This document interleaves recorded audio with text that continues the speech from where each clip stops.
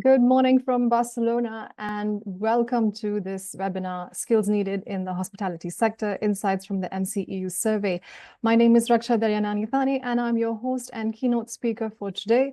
Thank you for joining us. This is a project co-funded by the European Union, and we're pleased that you're joining us from wherever you are in the world today. Today, we will talk about the insights from the MCEU Survey. And before we start that, I'll give you a couple of minutes to sign in. And in the meantime, I'll introduce Hosco. And Hosco is a professional network specially designed for the hospitality industry. It was started in 2011 to bring together hospitality professionals, students, educational centers, and employers in one global network. On Hosco, you can find or provide job opportunities, access career advice, access courses to skill and reskill, and connect with each other. We currently have more than 2 million job seekers and professionals.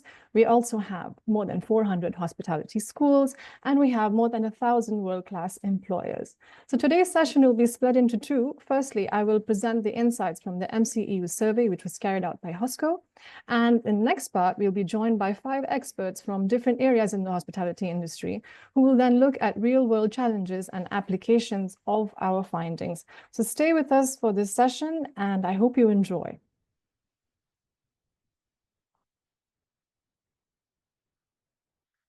So what is the MCEU survey? Let me start by giving you a small introduction about the whole idea behind it. So the MCEU survey is a the MCEU project, is a 36-month project, EU-wide initiative that was started to make sure that we give the hospitality industry enough time to adjust to green and digital transition of the EU. And with that, bringing with it career advancement for the employees who work in this sector. So it is a project that is co-funded by the European Union under Erasmus+. And the Erasmus+ is actually a project that focuses on the advancement of youth, training, education, and sport. The survey was conducted by Hosco across 31 countries in the EU and Schengen area. And we had about 3,810 respondents spread all over these areas. And the idea was to, as I mentioned, support upskilling and reskilling by designing demand-led micro-credentials. Now, these micro-credentials will be developed by Lobstering, but I will get into that a bit further on.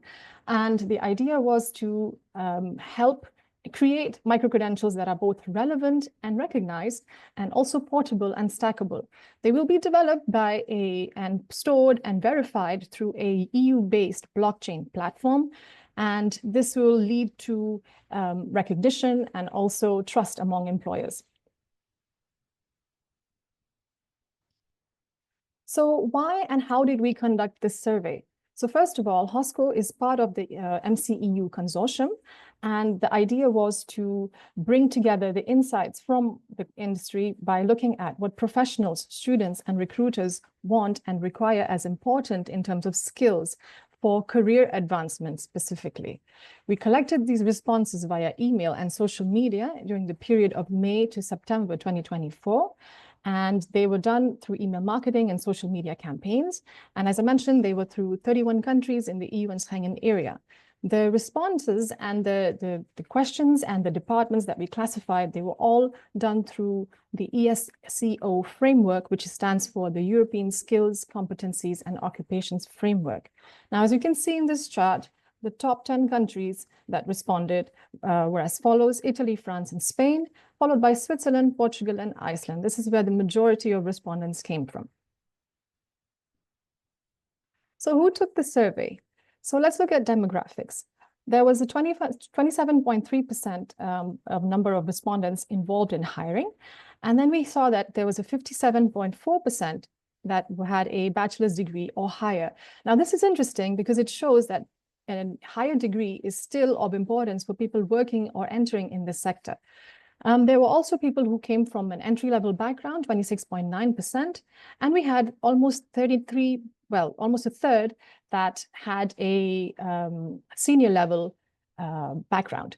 And the majority of respondents were between 24 and 34 years old. This is really interesting to know because it gives us an overview of the industry on its own and what is actually happening in the industry.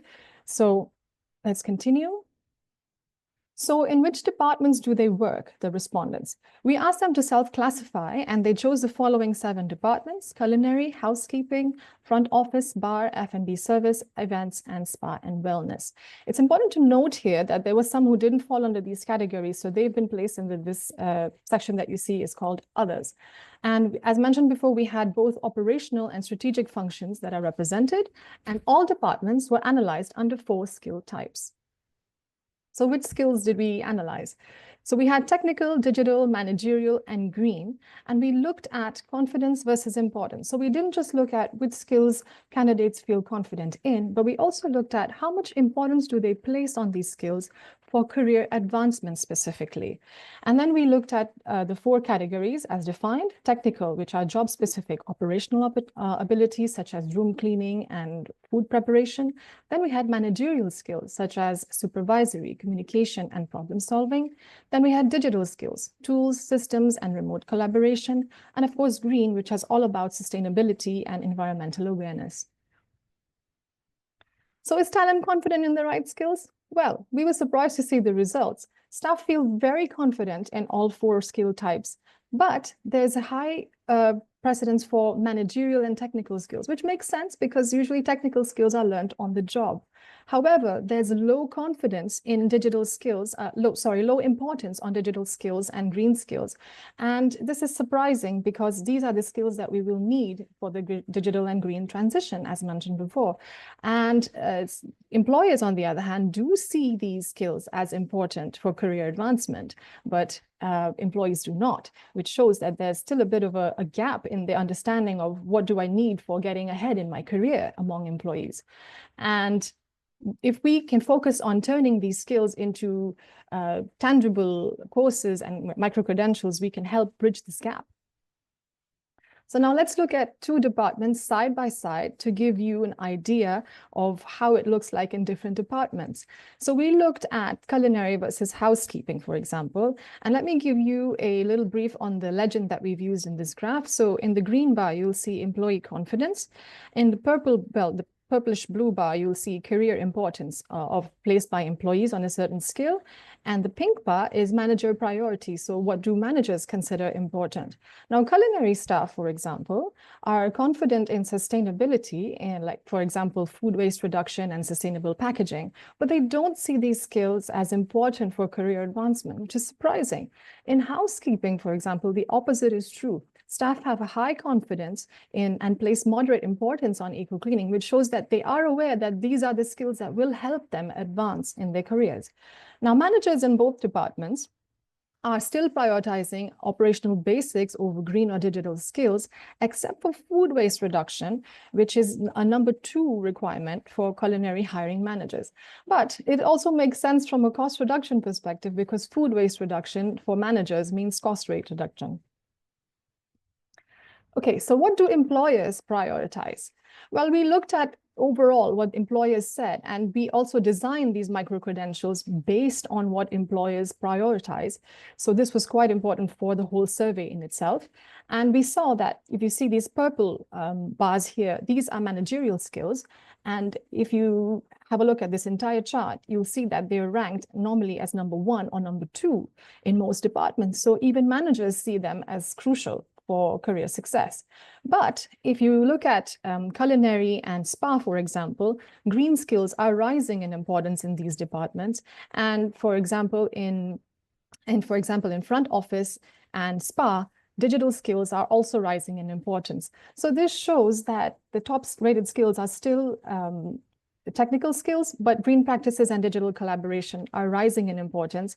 And overall, employers are looking for people who are aware of sustainable practices, can be containing their technical skills, but are also evolving with digital needs, and also guest expectations are taken into account. So this is something, if you're looking for a job or trying to progress in your career, to pay a lot of attention to.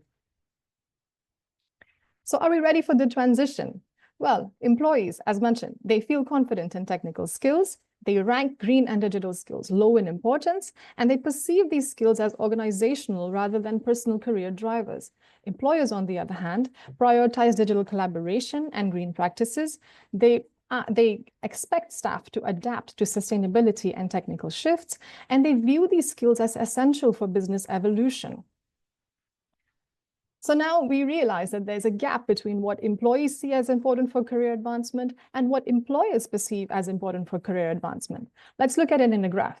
And this is a matrix that shows you the employee perception versus employer priority. And in the top left quadrant, you will see the skills that are missing. So food waste reduction, complaint handling, energy efficiency, and digital collaboration are what employers think are really important and what staff don't rank half as high. And these are the areas we've identified as ideal target areas for upskilling. So now, let's look at the top 5 skills that we need to be prioritized. Again, these have been identified based on employer needs, and they're ranked in green, managerial, digital, and technical. Now, why these 4 categories? Because it was a requirement of the MCEU project to choose 4 categories, and 2 of them had to be green skills, 1 managerial, 1 digital, and 1 technical. And this is the conclusion that we came to based on the results of the survey. So we looked at 2 green skills such as reduce, recycle, and reuse waste, reduce negative impact of consumption. Managerial skill was supervising quality. Digital skills, collaboration through digital technologies.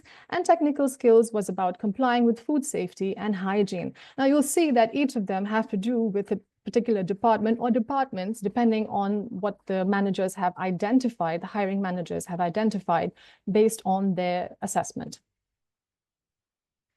So what's the next step? Well, so we've identified these skills, and now Lobster Inc. in the next phase of the project will develop them into micro-credentials as follows. Micro-credentials will be called food waste reduction, which is a green skill, environmentally friendly cleaning, which is also a green skill, then digital collaboration, supervising quality control, and food safety and hygiene. The aim is to make these courses, first of all, short and stackable, and also bring trust for employers and career advancement for employees. And if you need some more information about the MCEU project and the current status and the next steps, please feel free to log on to https://mceu.dk. That's Mike Charlie Echo Uniform .Delta Kilo.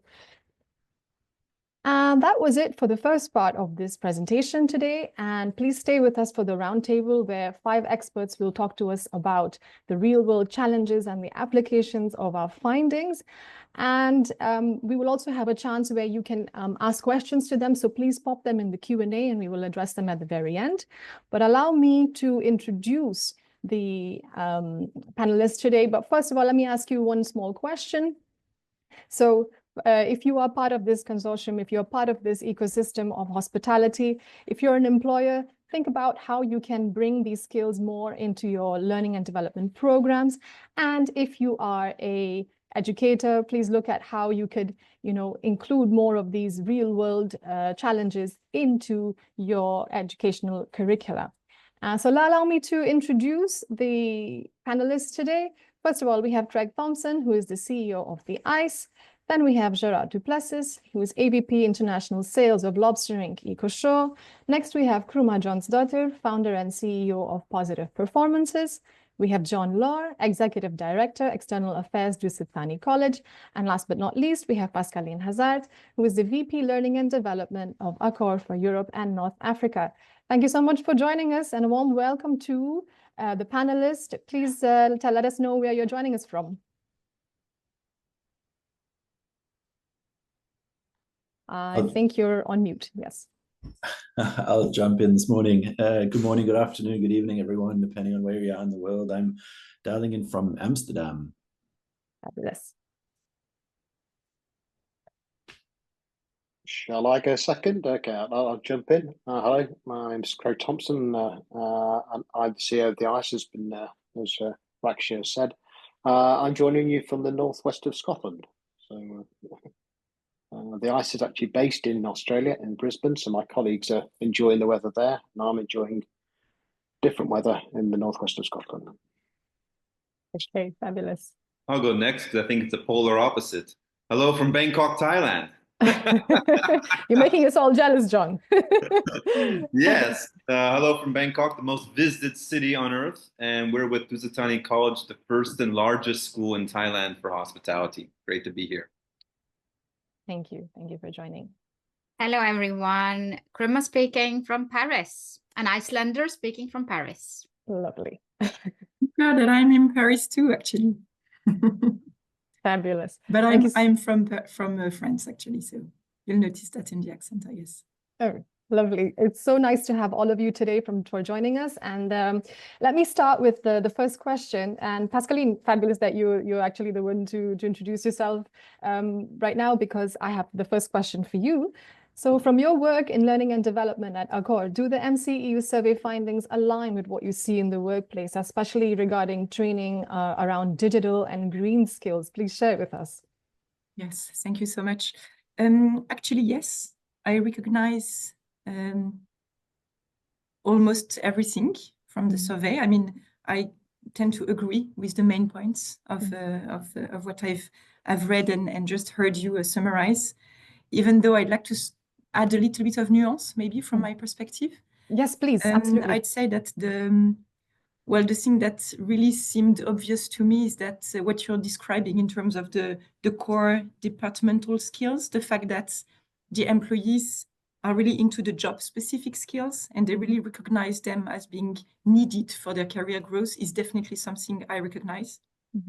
And also the fact that, well, at Accor, we hire staff in the hotels with very low educational background, sometimes no experience at all on the hospitality market. So one of the major skills we try to really teach them with has to do with those job basics, I would say.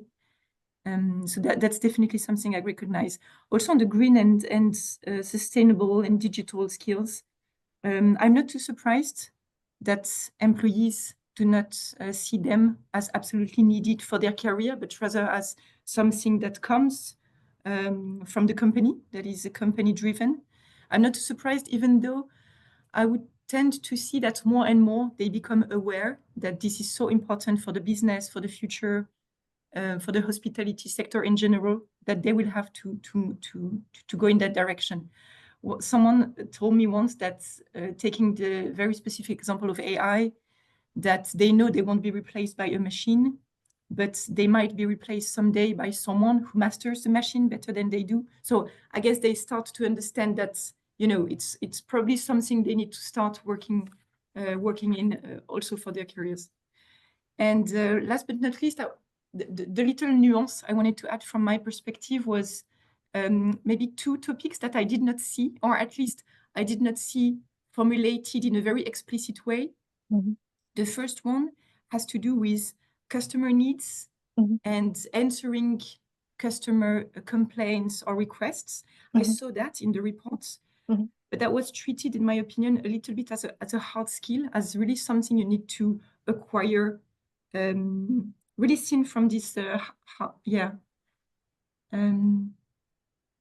but not very much into the emotional intelligence. I think it's probably the way it's phrased, but I would say that at Accor, one of the topics we train the most really has to do with this emotional intelligence and the fact that you need to be authentic, to have a personalized relationship with the guests and so on. And this, which is very common, I did not see a strong emphasis, let's say, using those words of emotional intelligence. That's my first nuance.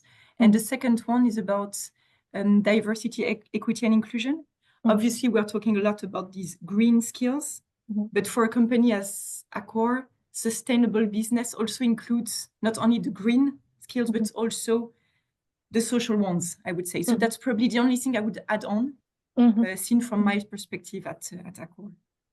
Fabulous. Thank you for those additions. I hope we can dive into them in more depth a little bit later. But yeah, and since you said that, I wanted to ask Craig, how do you think education providers can better prepare students for what the industry values in this regard? Because we also see that graduate expectations and employer needs have a big difference between them.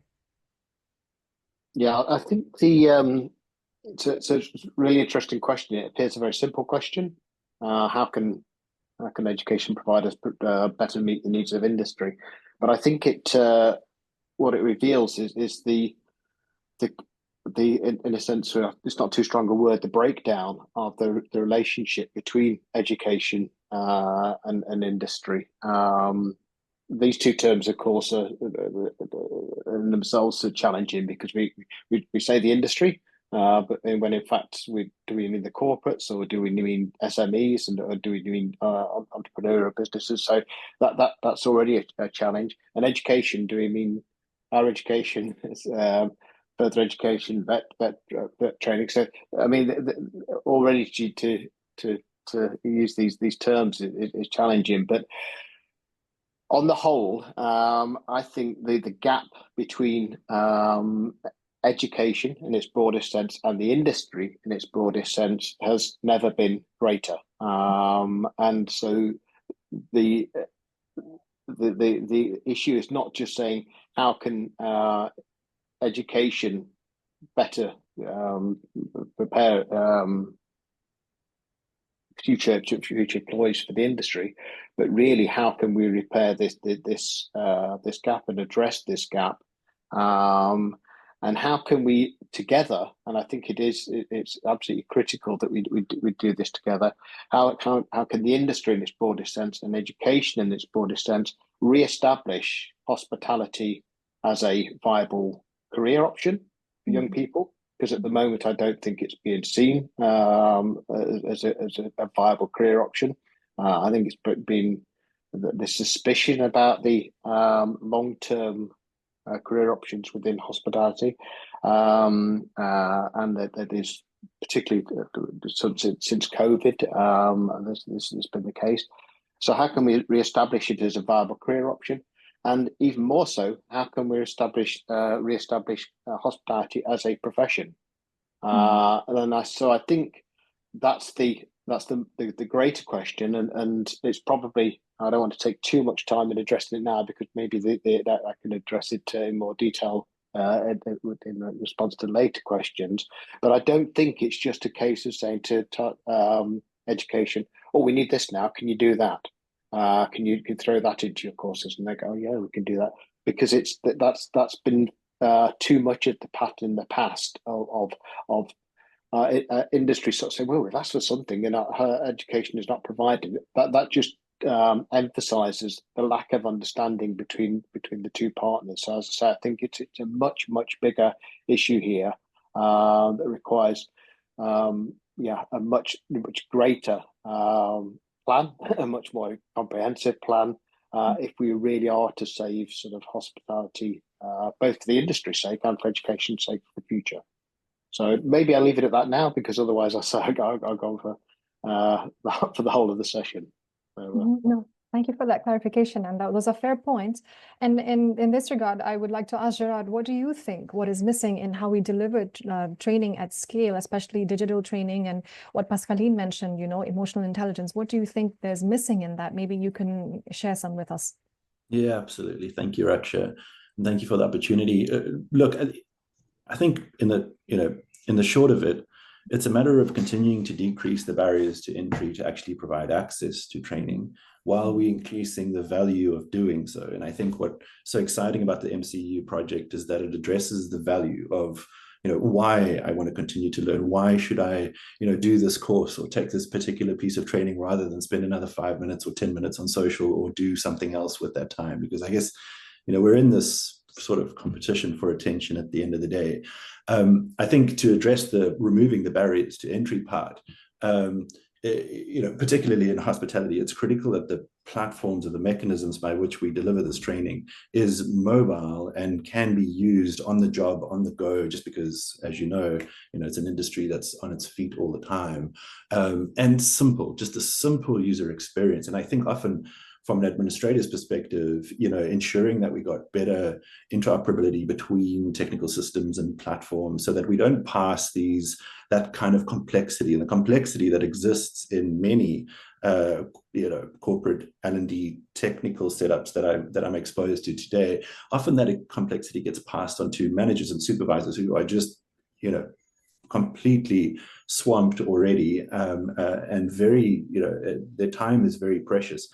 often we still pass that complexity onto managers and supervisors who don't have the time to deal with it, and then really make it the user's problem, right? So I think from a technology perspective, there's a lot of simplification that can happen. And then from a user's perspective, from a learner's perspective, I think we can do quite a bit more in terms of personalization, understanding where a user is at today, understanding what their particular sets of experience or competencies or credentials are, and understanding where they'd like to get to. And I guess that plays back to the value part of the equation, right? So if we understand where our learners are today and where they'd like to get to, I would love to see technology play a stronger role in actually assisting users to acquire those competencies that they're after. And then, of course, from a content perspective, again, we're competing with the next social media platform or YouTube short. So it's a matter of keeping the content as engaging and concise and targeted as possible. I think if we can get that balance right of decreasing the barriers to entry while providing better value for the users, we'll continue to see a just more and more adoption in digital learning. Thank you. That's very helpful. Kuruma, I have a question for you now. Based on your coaching and hospitality education experiences, do professionals generally struggle with multitasking and supervision? And what is the reason behind this? So, the short answer is going to be yes. They absolutely struggle. And there has so much been said by all of the panelists. And if this is a multidimensional topic, and if I focus on multitasking and supervision, which is a part of something that has been looked at in the report, I actually see it all the time. If young leaders, they are totally overwhelmed with operational tasks, they're juggling. There's guest complaints, team management. I'm just touching on things that were covered in the report, and they're struggling. Not actually because lack of competency necessarily, not because of lack of commitment, but actually no one has prepared them cognitively and emotionally for the complexity. The word complexity was just mentioned, and Pascaline talked about the efforts that they are doing, that she and her team is doing in training people. There are people on emotional intelligence. So multitasking and supervision are expected. We know that, and we saw it also in the report. But yet, they are. We are trained on them as such.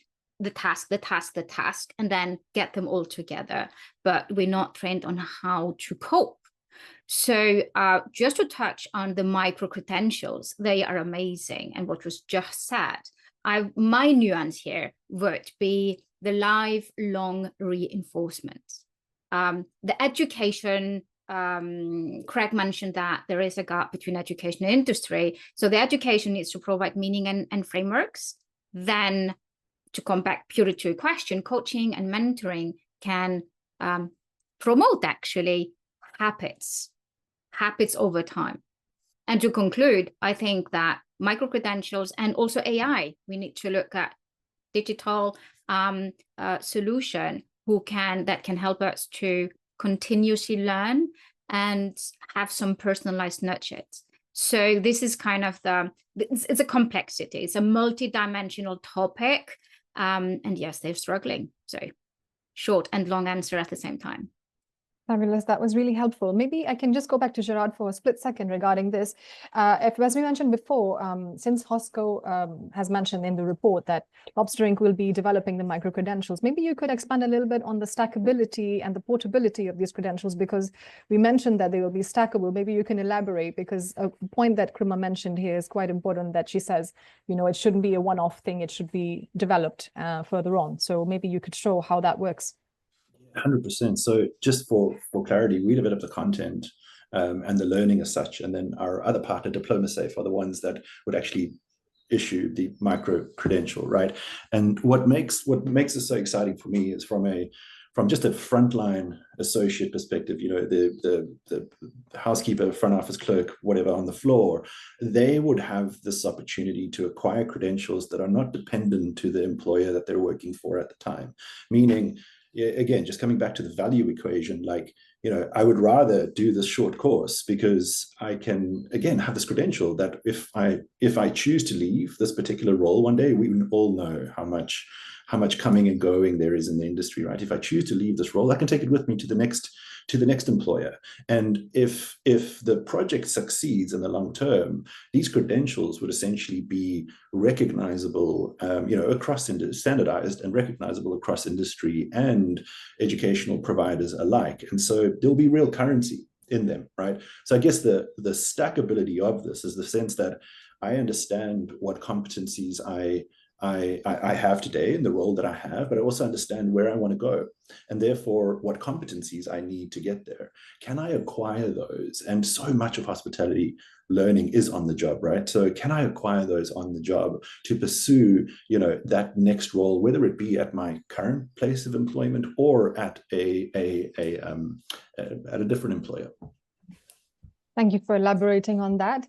John, I think I have a question for you regarding the green, digital, and human skills at balance that we're talking about. So MCEU results and global developments illustrate that sustainability and innovation are essential, but they appear hard to balance and scale in reality. So what are some practical ways you've seen the green or digital transition work in real hospitality settings? Yeah. So, our college is owned by Duzit International, and this is one of the major hotel brands across Southeast Asia. So Duzit, I'm sure, like Accor, has launched their own sort of sustainability initiative, and ours is called Tree of Life, for example. So if you are a hotel and you're a GM of that hotel, you have 31 criteria which you have to meet as an internal compliance mechanism. So you have to show at level 1, for example, food waste minimization, waste segregation, energy management, guest and staff well-being, community engagement. At level 2, you have to show water savings, water recycling, wastewater management. At level 4, for example, you have to install solar panels and electric vehicles and EV charging stations. So it keeps on going level by level by level. Now, arguably at the higher levels, it's not sort of skills-based, it's more of business concept and strategy-based. But at the basic levels, it's very much about skills and knowledge. And so when you look at these micro credentials, if I just balance with what Lobstering's created, food waste reduction ticks our box. Environmental friendly cleaning ticks our box. Digital collaboration, in some ways, it also ticks our box. So that's a good alignment. But I think you also have to keep in mind who is getting the skills. At our college, we actually created a training center for line level people. They get trained, they gain experience, they get a job. That's what they want. They want to be a server. They want to be a receptionist. But as we all know, with some of these hospitality schools where students spend 4 years studying, they don't want to be a waiter. They don't want to be a receptionist, right? So if you balance that with the digital skills, what the people at the line level need to have are actual skills. And skills meaning they know how to do it and they can do it. Students then from bachelor programs need to be aware of what the line level people will doing, maybe do a little bit of it themselves, but then they also need to know what they're doing. But what they actually need is the why. Because then when that talent goes to that employer and says, I know you have a sustainability program, I know these are the skills you require, please be aware that I can do that myself, but more importantly, I know why you're doing this. You're doing this because it's a corporate policy. You're doing this because, frankly, it's going to attract more guests. And yes, you're also doing it to help the planet. That's a deeper knowledge that actually, for starting with the skills base, a graduate of a hospitality school can show an employer, and frankly, that's going to impress them. Yeah, that also aligns with what we wrote in the report, that employers want people who are aware of these skills, are confident in them, but also know that guest needs are evolving. Sustainability is important and it's part of it. It's not just an employer's responsibility to do that and you just carry out the responsibilities. So Kruma, you mentioned about managerial and emotional intelligence skills, such as handling complaints and learning from adverse situations. And Pascaline also was the one to initiate that conversation. So how can we effectively train hospitality staff on these emotional and managerial competencies? I mean, especially given the pressure of these fast-paced operations, which there's no way to get out of. That's just what the industry is about. Yeah, thank you for allowing me to come right after John. It's totally in link. So what John was saying is that there is a difference between, there's a vocational difference between someone who has done a bachelor's degree, someone who is coming straight into, wants to be a waiter, wants to be a receptionist, wants to be a housekeeper. And what we need to teach, what we need to train on is, of course, the what, the skill. When it comes to emotional, supervisional, managerial skills, it's even more about the how, not how to do things, but a little bit what I mentioned earlier on when you asked me if they were struggling, is how not only to cope, but how to thrive. And to give you an example from a company I worked some long time ago, we switched from training on complaint handling on training on promises kept. So what is the promise that the company wants to, what is the brand promise? What is the, what are we trying to do here? So training on conversations, training on, you know, adversity is normal. We are in a field where emotional labor, we have to face it, we have to accept it, and we have to put it in a way where it is valued and it appreciated, and that we can thrive and perform at the same time. So to go back to the how, it's maybe, I think Craig mentioned education. It may be to move from training to education. Elementary schools are starting to do that. Teaching, educating what is emotion. Because training on emotional intelligence or agility, if I don't know what, you know, the concept of emotion is, well, it's not going to work. So move back to the educational part, the theoretical part that we don't like that so much when it comes to the in the field. Professionals, you and me, I'm sure that if we would make a quiz here, we have never had this kind of education. So that's the first thing. We need to educate the mind. We need to help them to understand, all our teams to understand that mindset is first, then physical condition, and then the competencies, all the skills, the hard skills can be enabled. So this is what needs to happen, and this is what we can happen. And I think we're starting to do it. We need to urge it. Fair points, Kruma. And Craig, do you think we are doing enough to prepare future leaders and not just workers for the hospitality industry for tomorrow? And what are the risks if we don't? Okay, so this goes back to the point I was raising before about this relationship and the breakdown in the relationship. And I suppose my short response is no, I don't think we are doing enough, particularly to prepare future leaders. I think this project is an example of preparing workers, some of which maybe become future leaders, but in terms of specifically sort of targeting sort of like the talent that's going to lead the hospitality into the future. No, I don't think we're doing enough to prepare future leaders, and particularly to retain future leaders within the industry. I mean, one of the often quoted statistics is that if you look at the number of graduates coming worldwide out of hospitality and tourism schools, after 5 years, there's somewhere between, and this is debatable and it varies by region to region, but there's somewhere between only a third and a half of graduates still in the industry after 5 years. And that's after, as John said, 3 or 4 years doing a degree. And then within 4 or 5 years, you're out of the industry. That's a tremendous waste of that training and talent.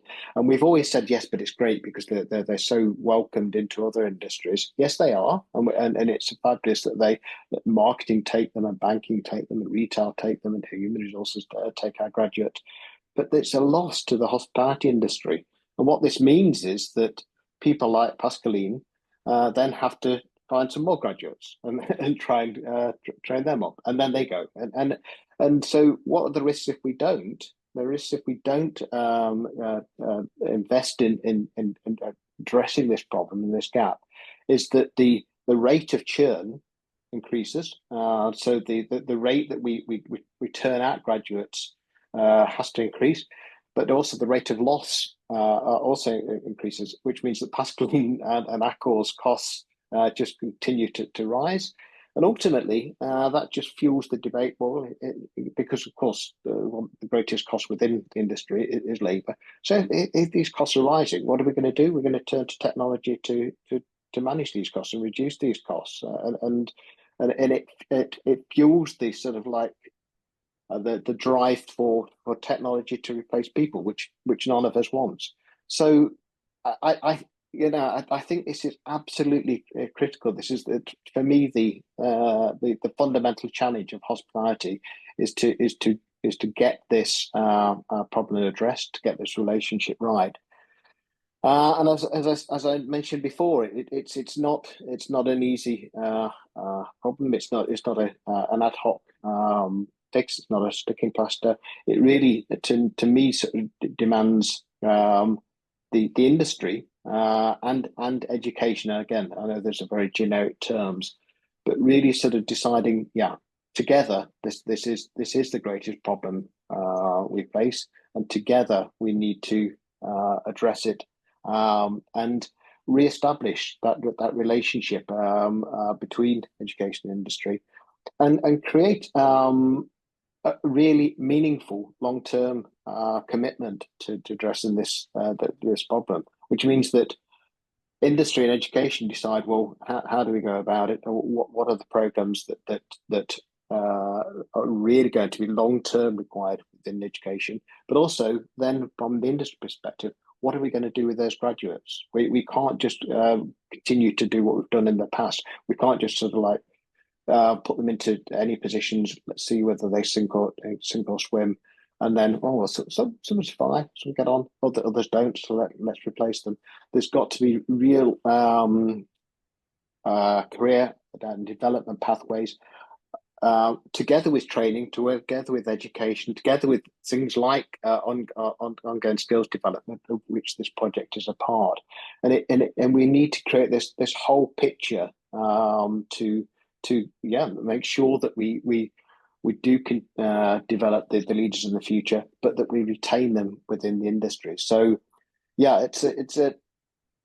I'm painting a pretty bleak picture, but it's because I think that it is very serious at the present time, and I think at the moment the direction of travel is downwards, and we need to collectively make sure that we turn that round and start heading up the way.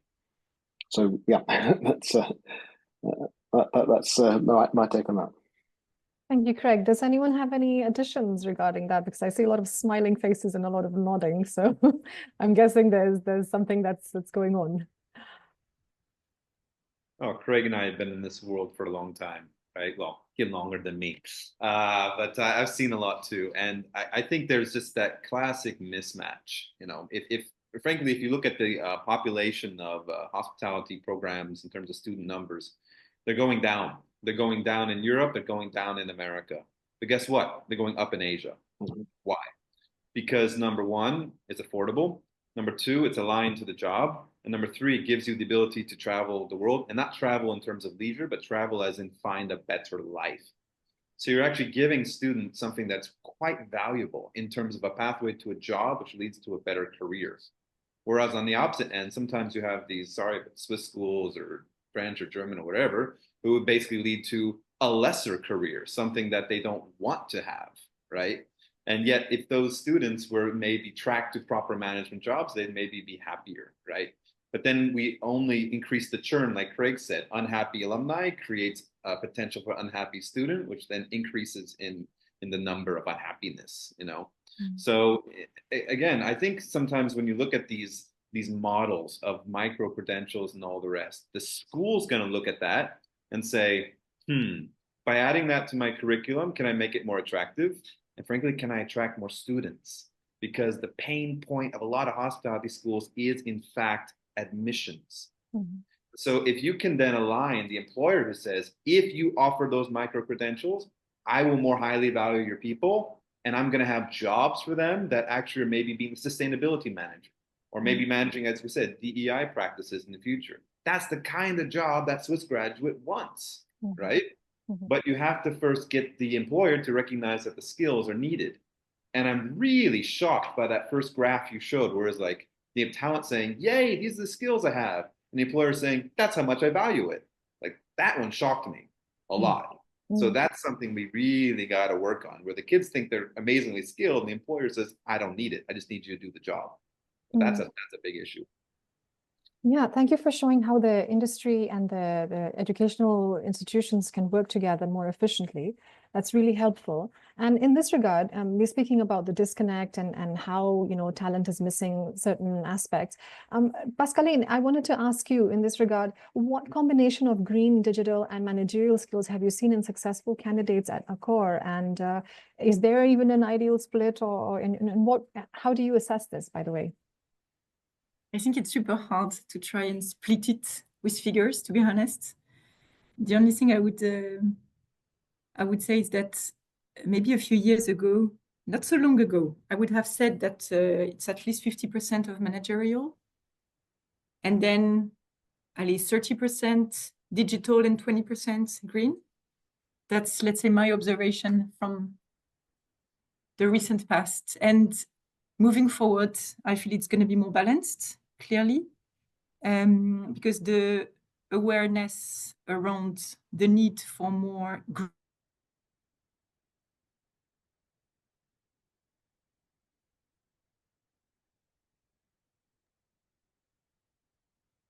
Can everyone hear her? Because she's frozen at my end. Yeah, I cannot hear her. Okay. Fortunately. So hopefully she gets back soon.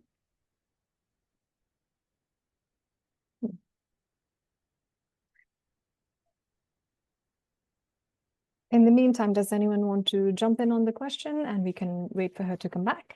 Yeah, sure. I will just pick up where Pascaline left off and continue maybe a slightly different thought. But while I also recognize it's very difficult to kind of quantify, what the kind of makeup is in percentages, I think a really important skill for anyone working in hospitality moving forward is the ability to learn new skills on the job. So, yes, education, we've spoken about the seeming disconnect that might or might not be widening, but education can only do so much to prepare someone for that career, right? And so much of hospitality learning happens when you're in the job, when you're learning on the job, when you're going through the ropes, when you become a supervisor for the first time, when you become a manager for the first time, starting to lead people, et cetera, or just switching between departments. And so for me, all of these skills that have been highlighted, green, technical, digital, whatever the case may be, obviously important right now, but it's almost maybe this comes back to the emotional intelligence component, but it's almost like the one thing that is going to happen is there's going to be change. And so our ability to adapt and learn new skills on the job, and an employer's ability to organize organization/workforce to be able to more easily learn and adapt to new skills, knowledge, and behaviors as they are required, I think will be critical for future. So, maybe less about what this perfect makeup is and more about, how are you enabling people to learn, because this might be the perfect makeup for today, but that might well be very different next year or the year thereafter. Valid points, Gerard. Thank you so much for sharing your perspective. Pascaline, I see you're back. Would you like to continue where you left off? Yes, I'm so sorry. No problem. Happens. No problem. I was saying that I think that this balance, right, between the managerial green and the digital skills is getting more to a kind of an even level, I would say. And I think that's because in the past, digital and green skills maybe were perceived, at least from my colleagues in the Accor hotels, as nice to have, important to have for political strategic reasons. So again, more company-driven reasons. And now they rather perceive it as a need to have also to run the business. They know that when you work in an Accor hotel, and that's going to be the same for all the big chains, big brands, you need to have eco certification, you have to have green keys or eco labels, this kind of thing. So it's not anymore a matter of ticking boxes. They really need that. So they need to acquire a certain level of knowledge and competencies on these topics. So that's how we train them actively on food waste, but also zero plastic, on supplies, on also having new restaurant cards, menus with vegan options. I mean, this is really extensive then, because you really have a lot, very pragmatic things that you need to train them on. And then goes the same for digital. It's not just, I'm not talking about digital tools to support collaboration. I'm also talking about digital as a CRM, as a way to connect with your guests, as a way to answer guests online, to do your social media, to be a corporate influencer. So this all, in my opinion, belongs to the big digital things, big environment, I would say. And they really need to know how to answer in the best way a TripAdvisor remark, for instance,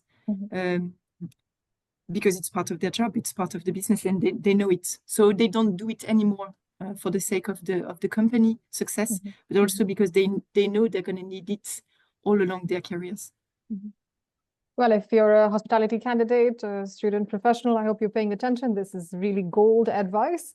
So do make note of that. And before I continue, I would like to share that there are people raising their hands from the audience. Please, if you have any questions, pop them in the Q&A and we will answer them for sure.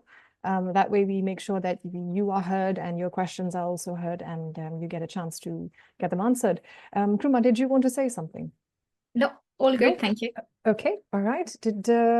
So Gerard, I'm going to come back to you regarding the micro-credentials.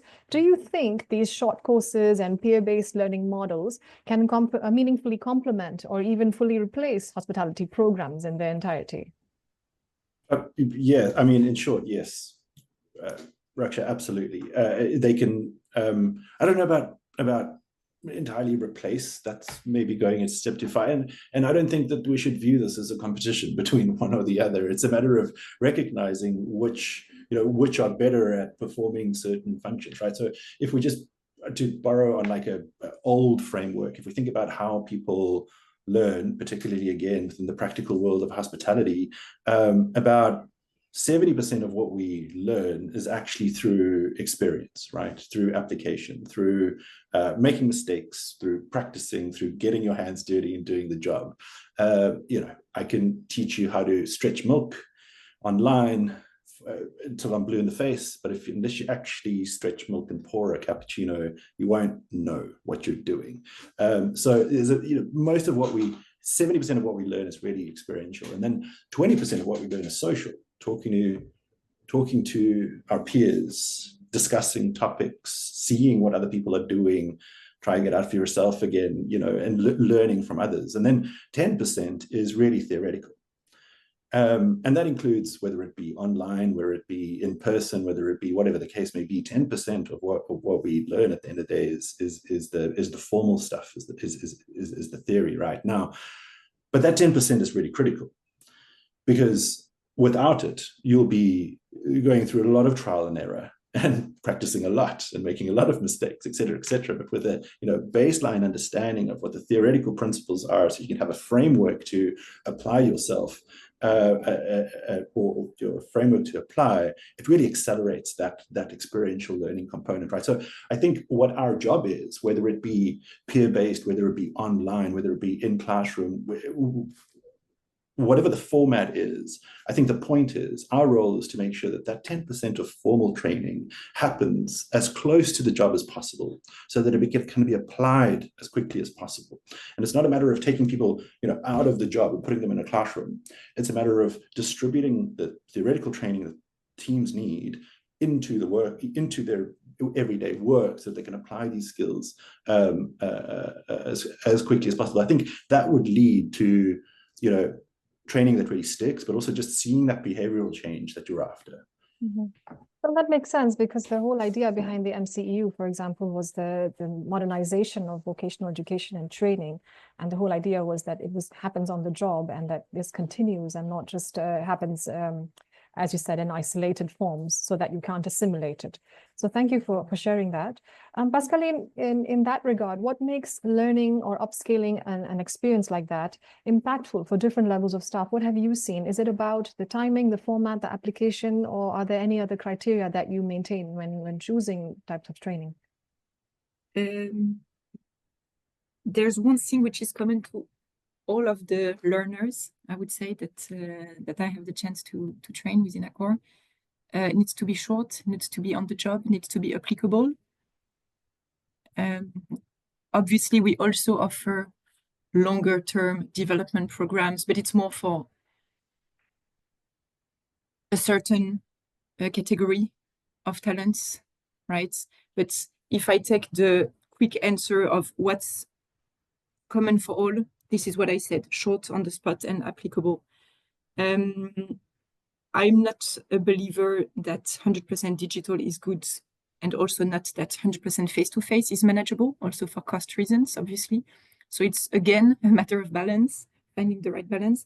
I think the more we are dealing with compliance topics, the more we go online, because that's the way you can make it fast and kind of industrial. Like, you can train as many people as you can with clear reportings and, you know, completion rates. So that's one. But then when it goes to behavior and emotions and changing practices, then obviously we go rather for the face-to-face options. So we always have a mix, a balance between digital, virtual, face-to-face. Most of the times you start with something online, which is the basic knowledge, and then you go on the face-to-face workshop, which is more a way to play roles, exchange with your peers, and see how practical, applicable this is on the job. So this is most of the times what we do. One other thing is, obviously, whatever we do, we always try to involve the managers, the direct line managers, when it goes to training employees, because if there's no follow-up from the managerial line after the training employees, then for sure, after a few weeks, months, or even sometimes hours, it's lost. So we know that this follow-up, is absolutely necessary. So it's always kind of a golden triangle: engagement of the employee himself, quality of the training and the delivery methods, and then implication of the managers to do the follow-up and come back to us, also sharing their insights and feedbacks. Nice, thank you for that. So that feedback, managerial feedback, is really important, and also debriefing and understanding what the status is.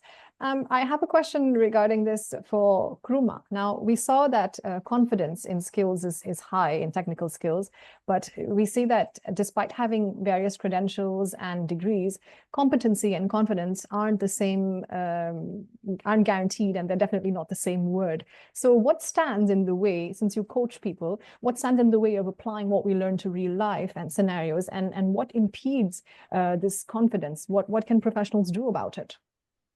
Yeah, it's a deep question, actually, and to build up on what I'm just getting through my notes here. Pascaline mentioned about follow-up. That's something to consider, and what was just mentioned also, the 70-20-10 rule, about experience and social, and talking about coaching would fit in the 20%.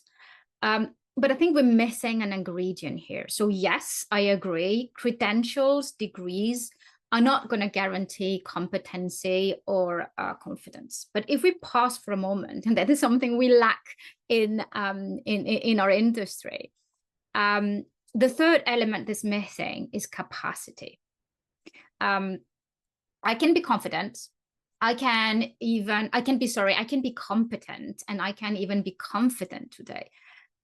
But if right now I'm under stress, fatigue, emotional overload, fear of blame that we do still have in our industry, that because the error cost a lot when it comes to customer satisfaction. So there can be fear of blame. This fatigue, stress can be from work, can be from home. Well, actually, I'm gonna lack the capacity to access my skills and to apply them. And this is also where the micro-credentials come in, because if I can actually go back to something all the time, or when I want to go back to the 10% in a fast way, I can pause. And this is something that I think we need to value. We need to value time.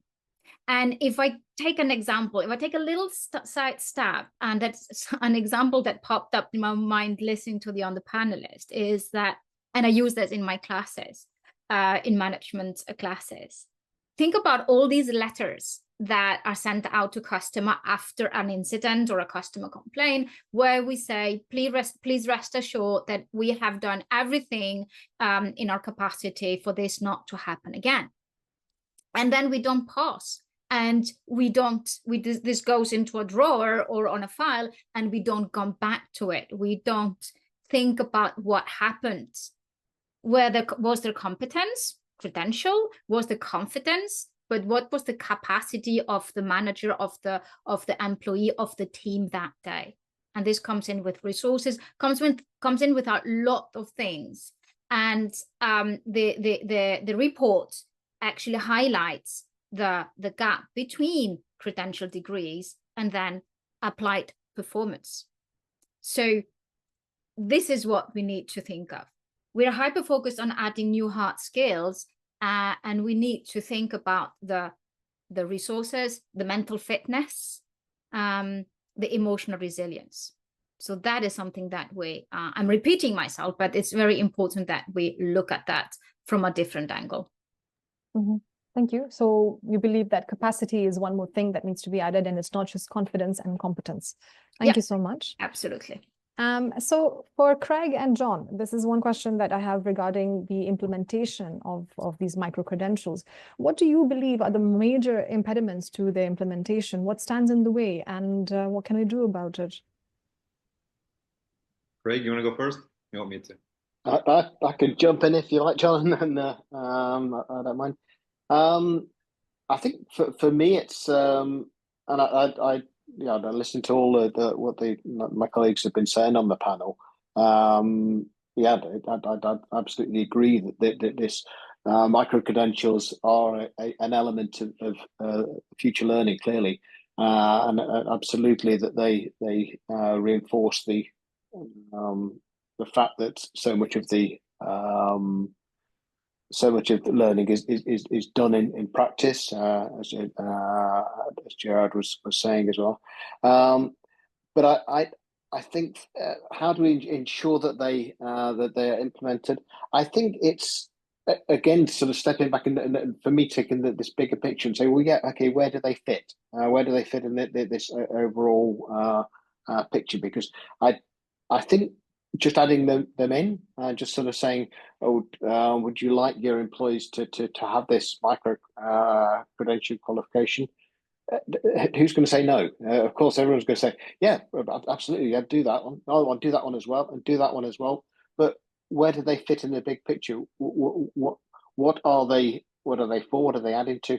And what will they lead to? Because one of the greatest frustrations, and John alludes to this with graduates, is they study 4 years, they go into the industry, and that, but very little of what I've learned is being applied. Very little of what I've learned is being respected, and developed and built upon, and if we develop the micro-credentials, it's really important that their place within the overall learning, development, progression pathway is understood. So they're not just another thing to throw in it, or this will help. This will address something for the future and create better workers.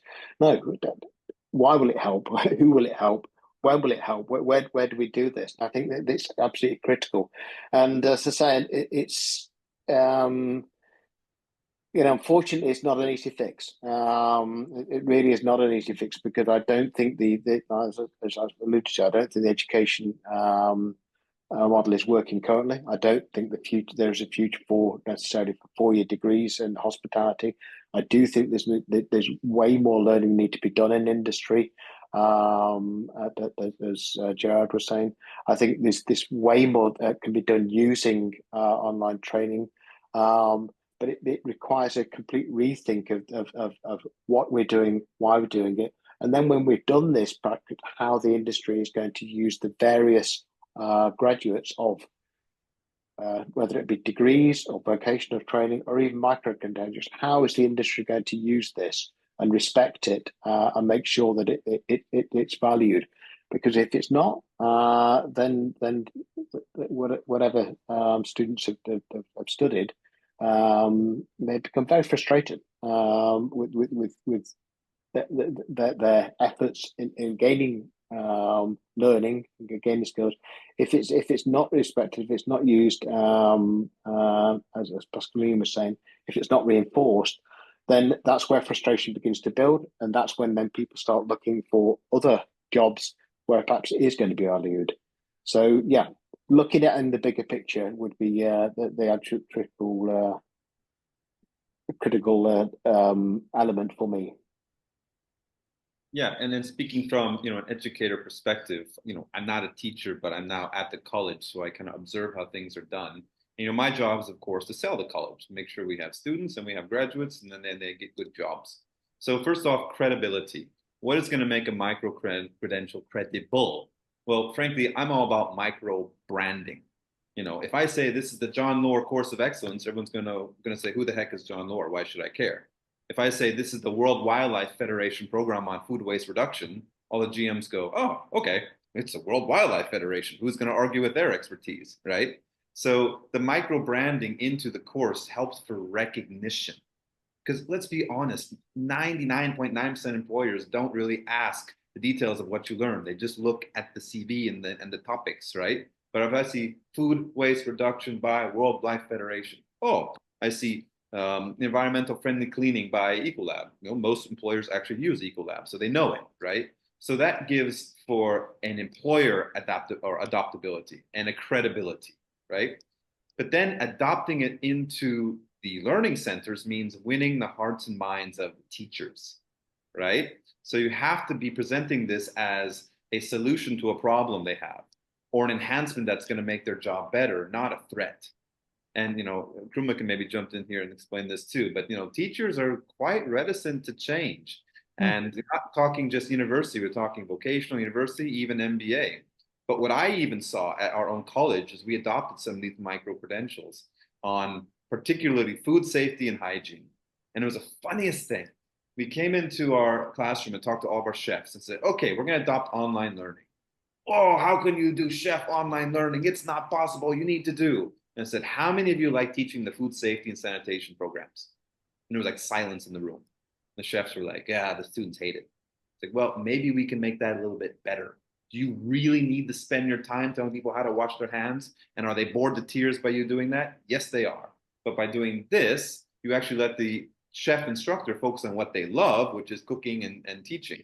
And we got total adoptability by that because we solved a problem. So we got the teachers' hearts and minds around it, right? Because remember, we can make this and they can say, yay, we have MCEU, but you got to get it in the classroom. And you get it in the classroom, not through the director of the school, you get it in the classroom through the teachers, And finally, I think what you need to do is do a mass marketing and branding exercise to the industry.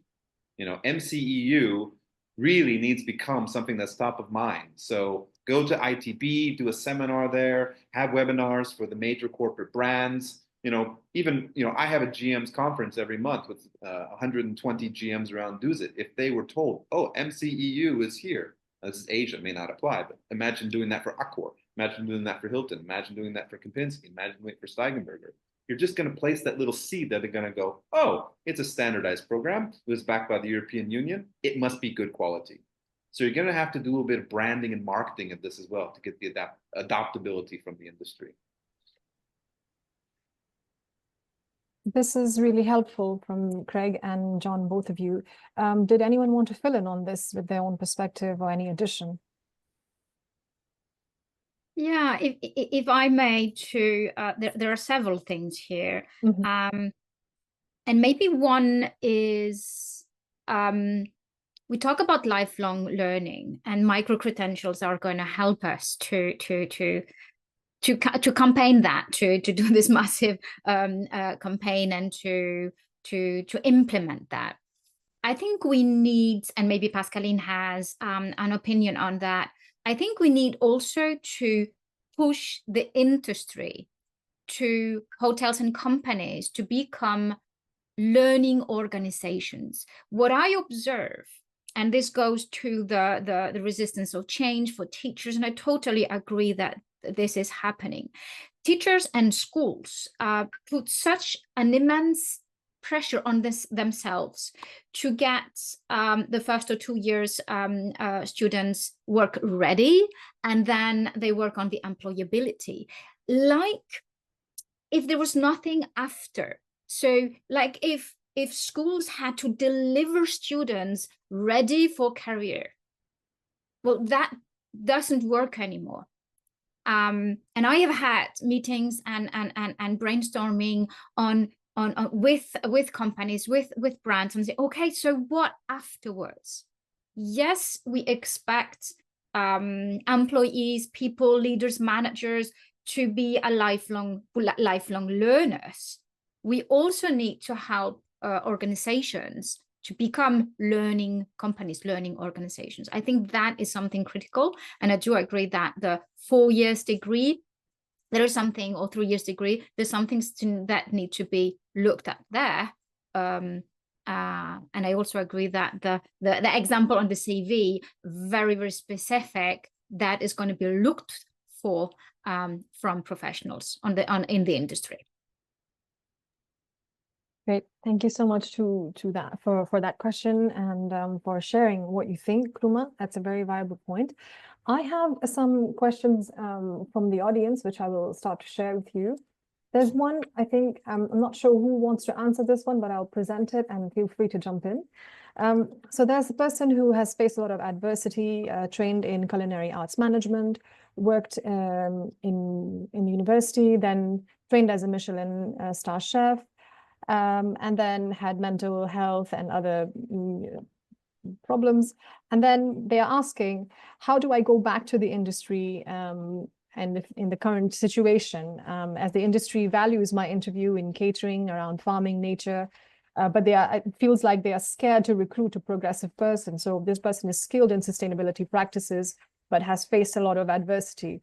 I'm not sure who wants to jump in on this and give their suggestions for this person.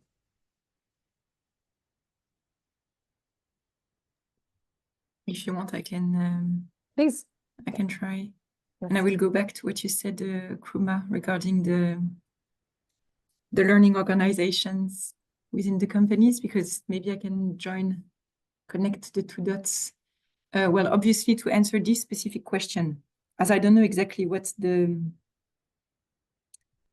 position, the targeted position is, it's a bit hard to tell, but generally speaking, and also because I'm leading the Accor Academy for Europe and North Africa, at least in my area of the world, in Europe and North Africa, it's 45 countries.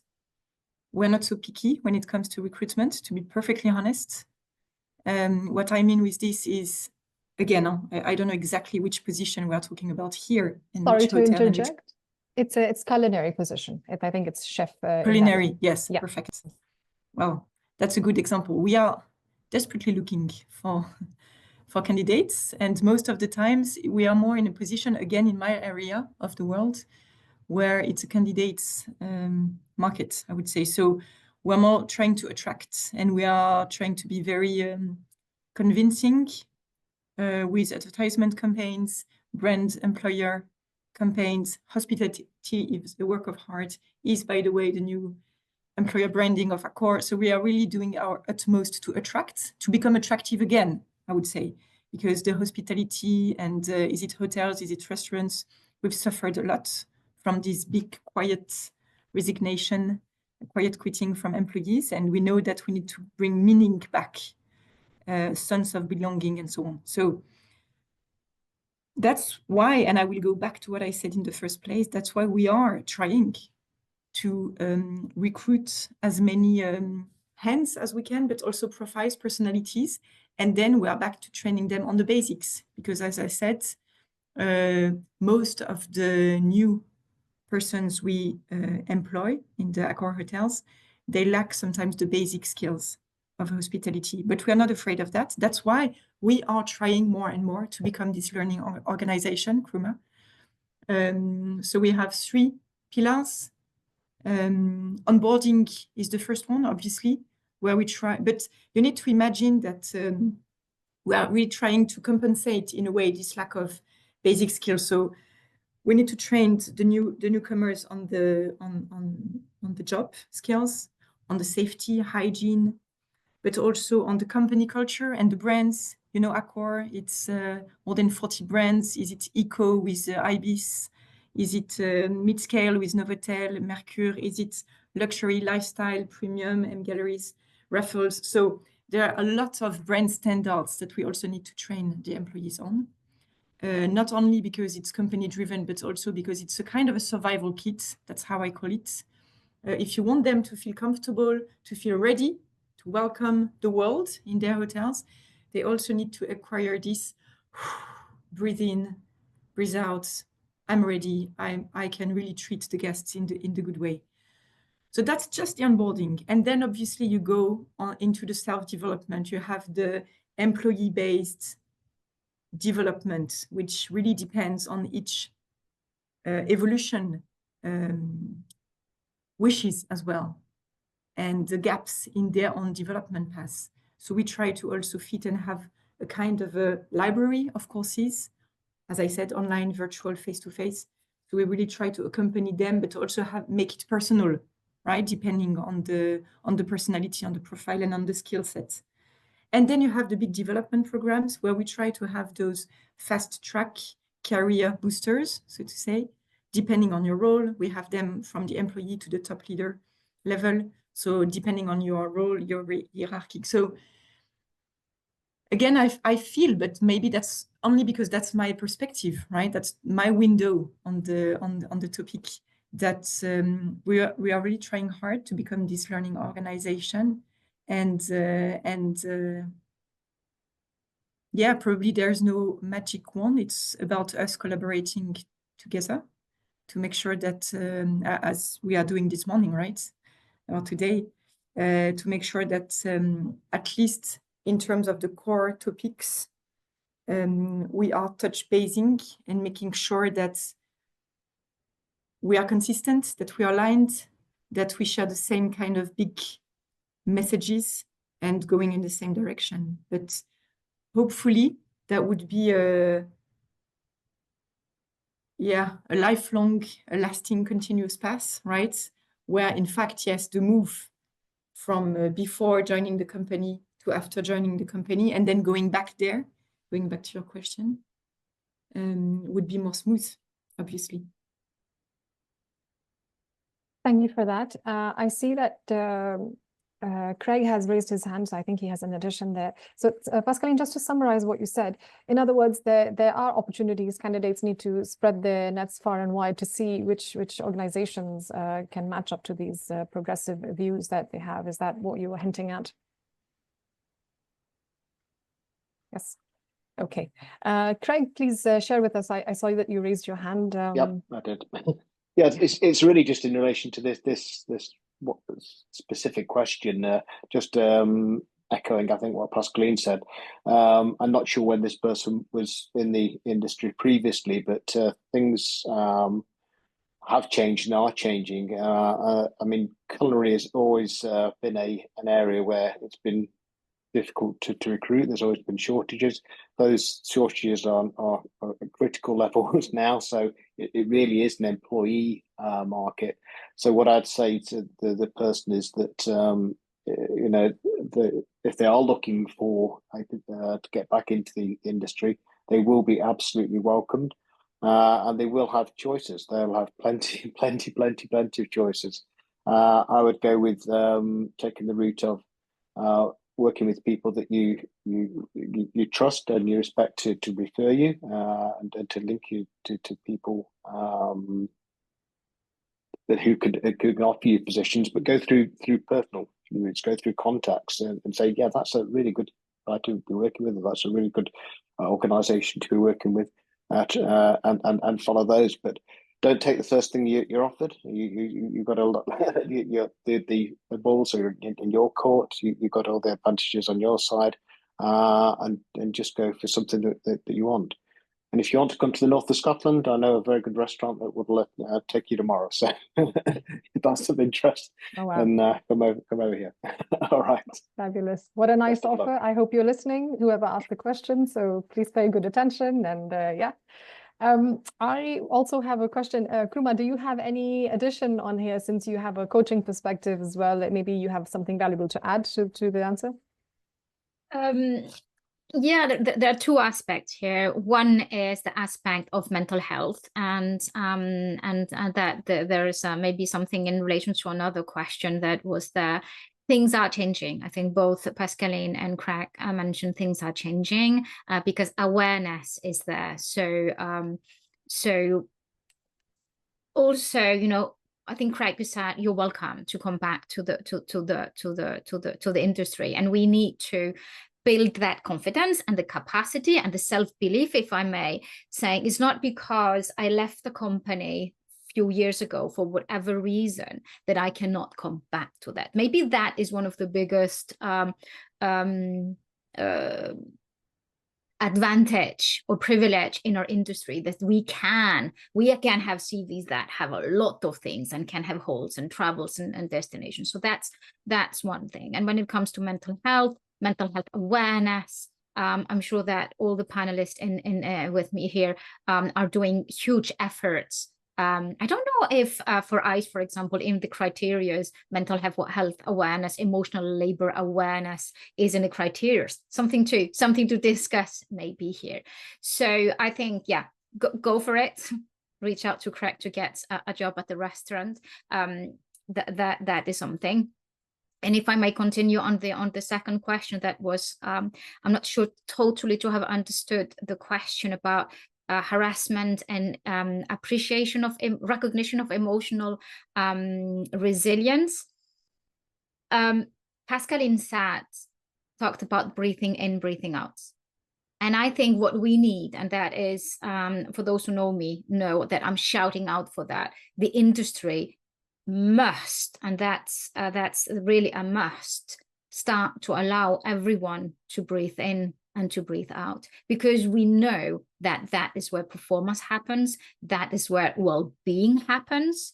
And this is, I think early on I said, we need to value time and recognizing emotional resilience. I think everyone does. And again, it can't be the manager. Is the manager so overloaded that he or she hasn't time to observe me on the front line, so he doesn't see my overload? Do I have the courage to go and talk to my manager and let him know? I think there's a lot of unsaid things. And with self-awareness, mental health awareness, taking off the taboo. I did a research in 2019 on my research was on management, burnout of managers in hospitality industry. At that time, before COVID, it was such a taboo that at my school, I was advised not to use the word burnout. So my research was relationship between emotional exhaustion and work orientation. I think we're over that time, and we can talk about mental health. We can talk about the passion in our industry, and that the hard work and the passion can go together, and we can succeed. We don't have to lose our minds. We don't have to lose our health. And I wish, to go back to the initial question, I wish you, if you're listening still, all the best to get back into the industry. If you're passionate about this industry, don't let go, come back. And this is what we need to do also to keep coming back to the other question about talent. We're losing talent. And one of the reasons we're losing talent is that we don't allow them to breathe in and to breathe out.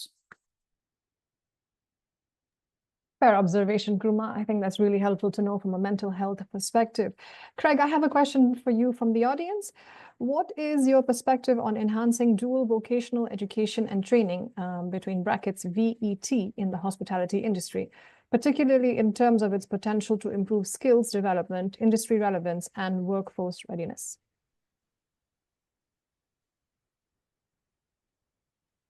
Yeah, I saw this question and I was like, oh, okay, right. I saw it in the box there.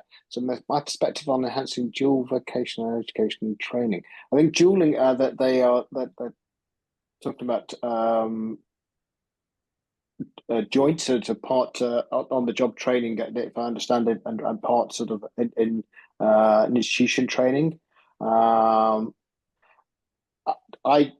As I alluded to earlier, I'm a big believer in moving more of education and training into the workforce, into the workplace, providing it's done in a managed way, providing it's not just there you go, do that job and learn through doing the job. It has to be part of the training program with clear objectives and with fair outcomes.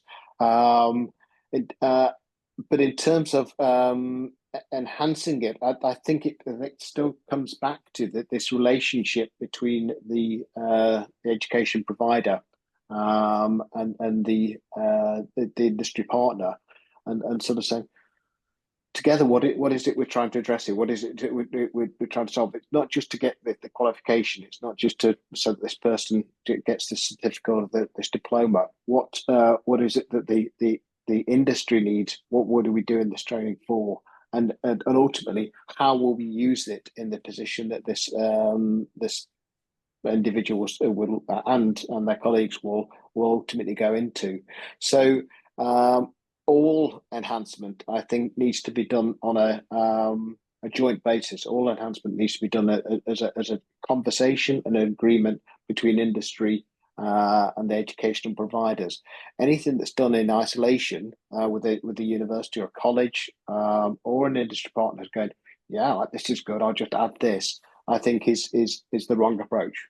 Everything, I think, needs to be done in a joint way because it's a joint problem. So I'm not sure if that answers that question, but that will be my take on how to enhance it. Thank you for that. I think that's as best as you can answer it. There's not more context given on the question, so yeah. I think we should be good. I think this one is more for Gerard. Gerard, someone is asking which platforms are the best for micro-credentials, especially for Africa? That's a great question. To be honest, I'm not aware of a micro-credential issuing company in Africa right now. I mean, obviously the project we're pursuing here is on the specific topics that we've discussed today is for Europe. The Lobster Library has many courses and competencies that you can learn, excellent practical skills, irrespective of which department you are interested in. However, we don't offer digital credentials just yet. So if it's specifically a credential you're after, I'm not entirely sure, to be honest. Sorry for being vague about it, but I would definitely check out the Lobster Library and see what's of interest there. Okay, fabulous. That's quite helpful. Can I come back to the one that Craig had earlier? Yeah. Yeah, sure. Go ahead. Yeah. That one's really passionate for me and important because I'm sorry, but I don't think the future of hospitality education are bachelor programs. I do not. I think there's going to be in the future a great shrinkage of bachelor programs offering hospitality that's going to limit to just a very small portion, which are going to be highly business focused. And we can already see this happening. I mean, go back 10 or so years. Cornell, #1 hospitality school in the world. Bye-bye program, now you're under the business school. EHL, current #1. Bye-bye hospitality, they want to become a business school. Why? Because when you go and talk to the CEOs and executives of Accor and all the brands, they're not hiring from hospitality schools. They're hiring from business schools. And so now you're totally taking away the USP that a hospitality school has. It says, hey, you can become a GM, you can become a business executive, and you brought it onto the business schools. and yet you still have a hospitality heritage name like EHL who can capitalize. On the opposite end, you have the industry, as Accor said, who's crying and crying and crying for people, but they're not crying for GMs. They're not crying for revenue managers, generally. They're crying for people with skills and people at the supervisory or line level.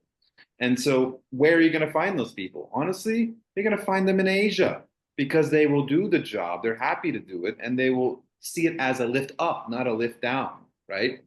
And so when you look at all these vocational education training programs, it's kind of like back in the US where vocational used to be like this dirty word, like, oh, you go to community college, I go to university.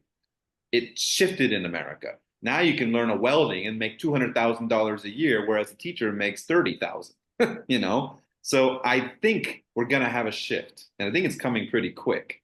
And I think that the universities and hospitality schools in Europe are going to go down. And I think the vocational education training programs in Europe are going to go up again.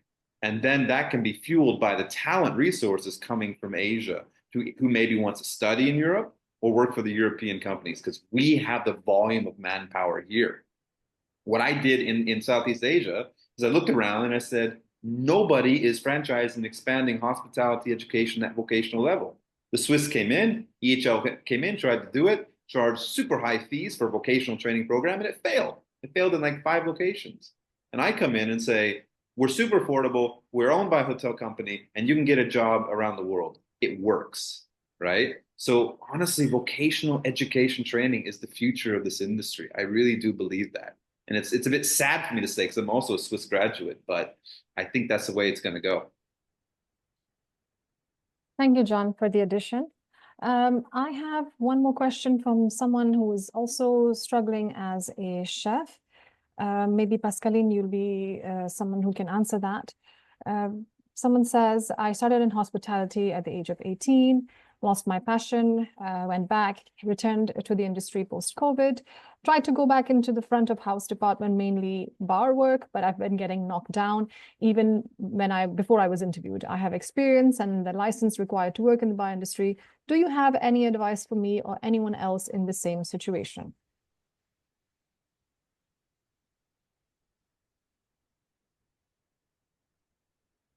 Just want to make sure I got this right. Mm-hmm.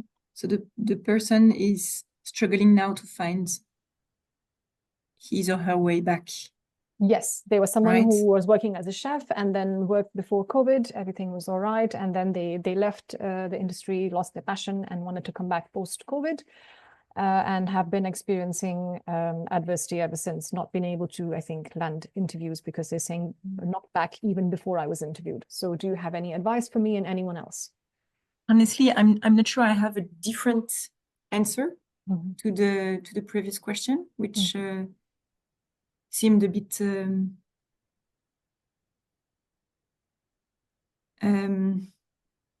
no, for me it's being clear on what you want, what you can or cannot do. It's also but I think this person said they've been working in the industry in the past, so they probably know it's changed. It's changed. Of course, we are trying to make it change, to make it probably more inclusive and a better place for well-being. On this one, I totally join you, Kruma. I really support everything you said about well-being and so on. I don't know if it's about the skills. I'm not sure, looking at the experience of this person. Is it again about personalities, again, being clear on what you want and don't want to do, being self-aware on also your expectations for the job? Or is it about the company not being open-minded enough? Could be the case. I don't know if you recall the very first question you asked me, which was, generally speaking, am I aligned or not with the results of this big analysis? Yes. My answer was yes, but I'm missing 2 things: a stronger emphasis on emotional intelligence and a stronger emphasis on diversity, equity, inclusion, social skills. So maybe it's also about that, about companies such as mine being more open-minded and inclusive to all kind of profiles, histories, personal situations. Could be the case, but that's why I also think that this is a skill which is as important as the green one, as far as I'm concerned. And that's why I was saying that it's about being open to others. When I say others, it can be other clients, other types of cultures, styles, profiles, and also other future colleagues, maybe. Is it about the culture? Is it about abilities, disabilities, and so on and so on? I mean, there's a big range of topics we could touch point here. But that's, again, something I want to kind of repeat, going back from the beginning of the conversation. Thank you, Pascaline. That was very helpful. And it also aligns with what we've seen in the report, that talent is really focusing on technical skills, but there's so much more that employers are looking for. So that really ties in to what we've seen in the report's results and what you're saying now and what this person was asking. So I really hope, if you're still listening, that this is helpful. And with that in mind, yes, yes. Stop applying. Stop applying. You're wasting your time. Stop applying. What you do is figure out, okay, I don't know your nationality, but let's just say, I don't know, it's Swiss or French. And let's say, okay, I am a French citizen. I studied hospitality. I want to work in Paris. Now, what are you going to do about learning about the hotel? Well, go online. You can find the company information. You can go to LinkedIn. You can go to Hosco. And now you're looking at the hotel information saying, okay, I want to work in food and beverage. You're looking for a common denominator. You need an inside supporter.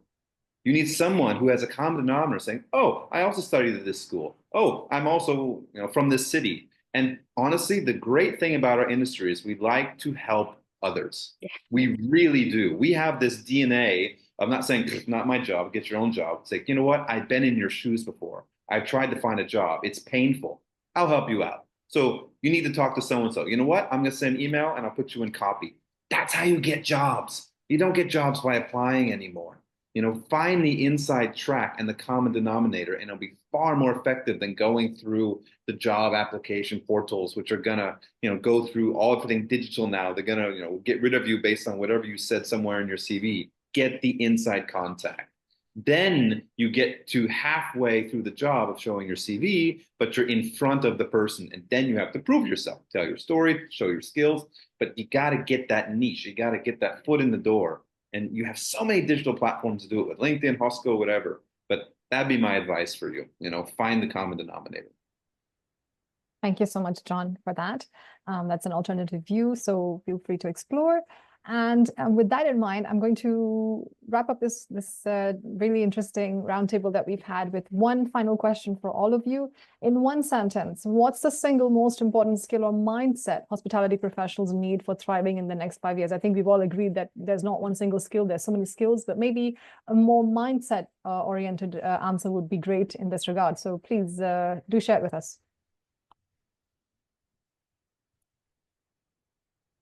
Yeah, maybe I can jump in. So yes, what the report shows is green and tech are crucial.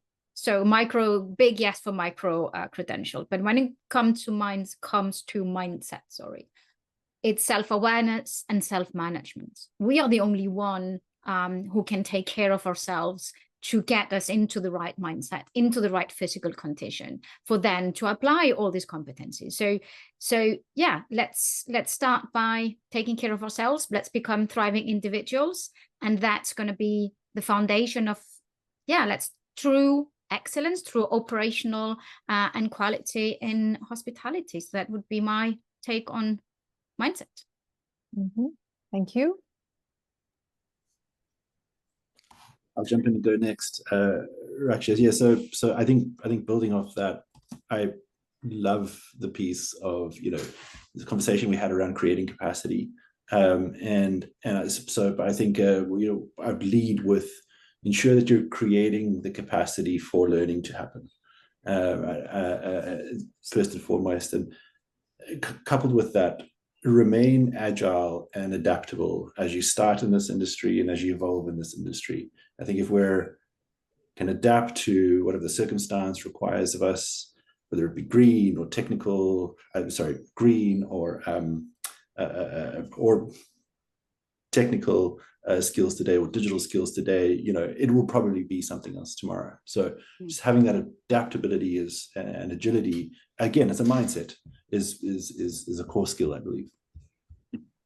Gerard, you took mine. Those were the two I was going to say, but let me just say why I was going to say it. So normally when I get this question, I always say adaptability. But what I realize is adaptability is anticipating change.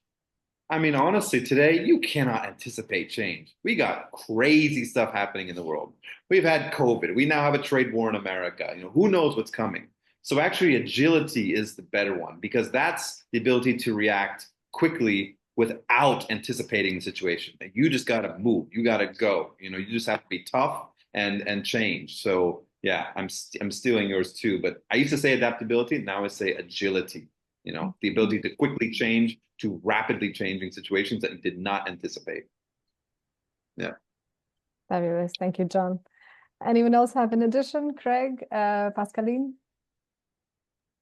I'm laughing because I had the same. Good, so then we're all in line. At first I was thinking emotional intelligence, but then I said, oh, stop, you need to find something else. So my second word was adaptability. So it shows we're all aligned. That's perfect. We're on the same page, absolutely.